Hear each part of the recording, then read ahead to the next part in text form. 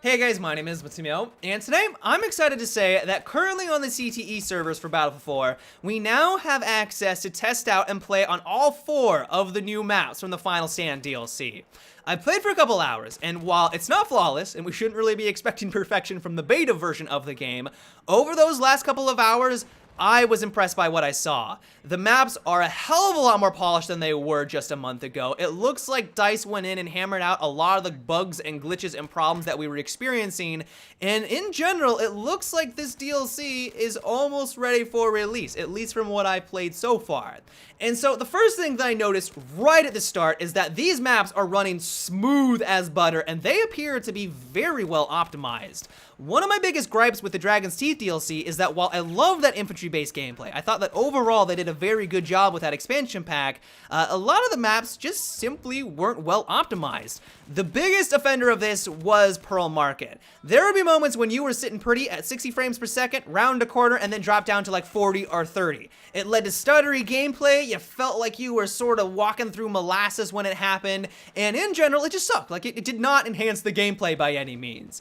To DICE's credit, they did go in over the next couple of months to improve things. They optimize it a little bit better, and so it's not as large of an issue that it was, at least with the release of Dragon's Teeth, but that does not appear to be an issue at all with the Final Stand maps, like in the slightest. I was at like 90 frames per second the entire time, never dipping down at all, and maybe this could just be my PC, maybe they just optimize it very well for my specs, but hopefully, I'm crossing my fingers that in general, all the PC crowd and hopefully the consoles, I'm assuming this is going to transfer on over into the consoles as well, these maps are going to be running smooth as butter, and that is fantastic. The one thing that I had to go find out for myself to see if it was just as ridiculous as it was in the past was the stationary skill cannon. If you guys don't remember, this thing was just busted a month ago. You could fire it at a tank, the tank would flip. You could fire this at a recon that was 1,000 meters away from you, across the map, he would die instantly. Like, it was busted. It was completely broken.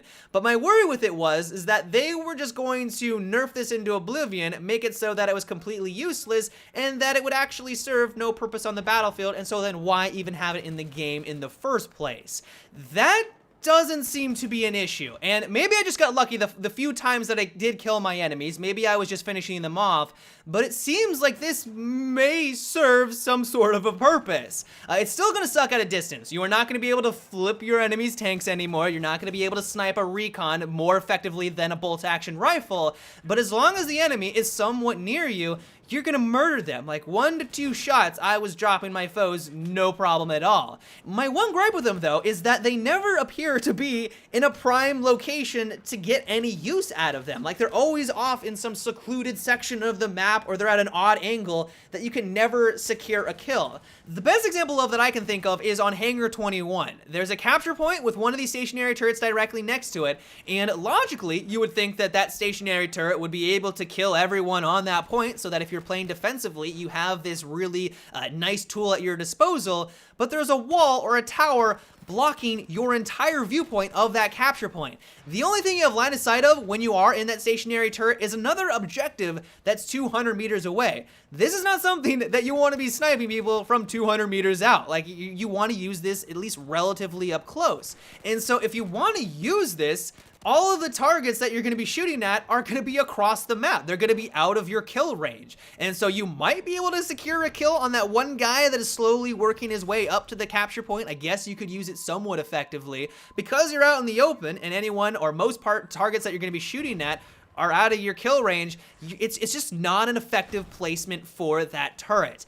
And so I guess what I'm getting at is that I would like to see these in locations that actually make a little bit more sense. In my mind, I would like these things to be something that Battlefielders seek out, so that if you know that a bunch of enemies are about to attack an objective, that this is going to be in a prime location for you to defend that capture point, and the enemy is going to have to work around it a little bit more. They're stationary. Like, if the enemy knows what's going on, they know you're not mobile, you're an easy target for a sniper or an RPG shot, and so why not them be something that is going to do a lot of damage if it's not taken care of? Like, that's the spot that I would like to see the stationary turret, at least in my humble opinion. One thing that I'm quickly learning with this DLC is that if you are not constantly switching between your different classes depending on where you're fighting on the battlefield, and if you're assuming that you can play as one kit the entire time, you're gonna be in for a rude awakening.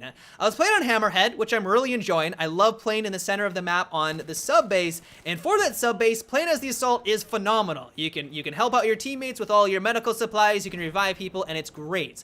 But as soon as the enemy went in and just slapped us around and spanked us, and we no longer had those 2 capture points, I ran out in the open as the Assault and quickly realized that there were about 1,000,000 tanks that were in front of me between me and the sub base. And so if you go into this assuming that you're going to be able to play as the Assault the entire round, you're just not going to do well. Like, I was twiddling my thumbs for a good couple of minutes, hoping and praying that another engineer was going to come by and take care of these tanks. Eventually they didn't. The tank realized I was there and I immediately died. And so I kind of like that about this DLC. It's like, you have to adapt to the situation. You cannot set yourself in one role the entire round that I know a lot of Battlefielders do. I admit that I do this a little bit too often as well. You're going to have to adapt to what's going on and or what capture points that you hold on to, and change your playstyle a little bit.